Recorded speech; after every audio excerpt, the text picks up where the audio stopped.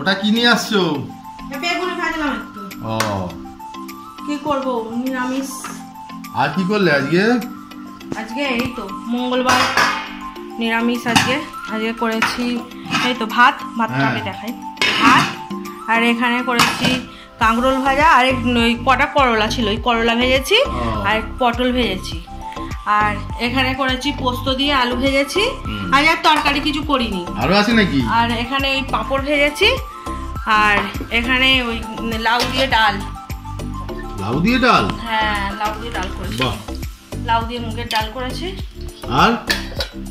আর এখানে কালকের চাটনি ছিল, টমেটোর চাটনি, আর করিনি ওই টমেটোর চাটনি।